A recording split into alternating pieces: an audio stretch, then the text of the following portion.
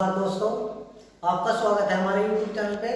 मैं आज फिर आपके सामने एक नई वीडियो लेकर आई हूँ जिसमें हमारा जो है भाई टॉपिक है वो है प्राचीन भारतीय इतिहास जानने के साधन। भाई सबसे पहले एडिटर से भाई रिक्वेस्ट है कि थोड़ा सा वीडियो को जूम करे ताकि जो है हमें क्लियर दिखाई दे कि भाई बोर्ड पे क्या लिखा हुआ है। उसके बाद अब देख लेते हैं भाई ये जो चीज आपके सामने आज वीडियो में बताई जाने वाली है भाई सभी एग्जाम की दृष्टि से महत्वपूर्ण है और इतिहास को समझने का एक साधन है। अगर हमने ये समझ लिया इतिहास का एक पूरा चैप्टर प्राचीन भारतीय इतिहास जानने के स्रोत पर ही आधारित है।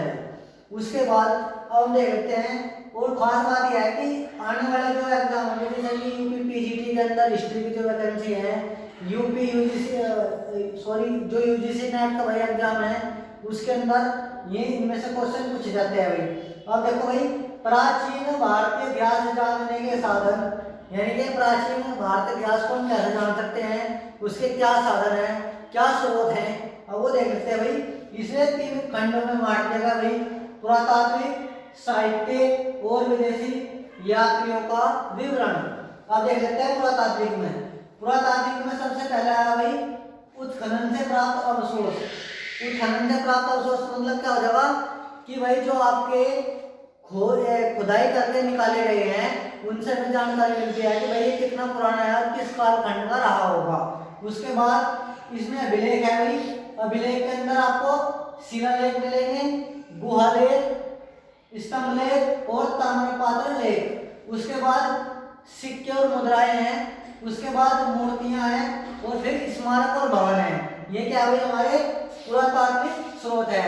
अब साहित्य में देख लेते हैं भाई साहित्य में क्या कौन जाएंगे, धार्मिक और धर्मनिरपेक्ष।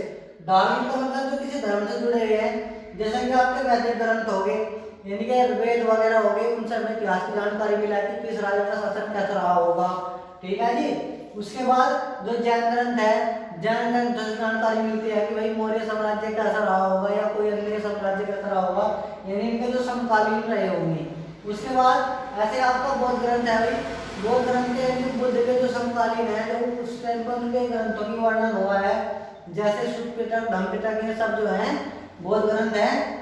अच्छा, इसके बाद धर्मनिरपेक्ष मतलब जो किसी धर्म से नहीं जुड़े हुए हैं। अब देख लेते हैं भाई लौकिक यानी लोक में जो प्रचलित उक्तियां रही मतलब लोक में जो प्रचलित रहा होगा वो जो लोक में प्रचलित रहा होगा। ऐतिहासिक यानी जो इतिहास में रहा होगा। काव्य नाटक यानी जो काव्य नाटक के माध्यम से बताया जाता है। उसके बाद शस्त्र कोश और उसके बाद व्याकरण। तो ये सारे क्या है आपके धर्मनिरपेक्ष हो गए।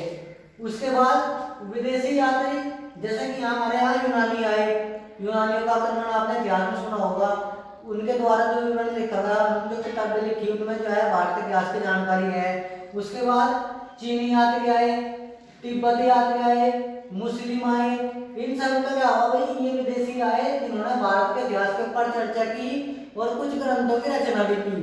तो इनसे क्या हुआ कि हमारे प्राचीन भारतीय इतिहास के जानने के साधन थे। अब पूरा जो चैप्टर है वो यहीं पे है कि भाई पुरातात्विक अवशेष में कौन कौन से होंगे, कुछ लगा सिक्के और मुद्रा से क्या जानकारी मिलती है।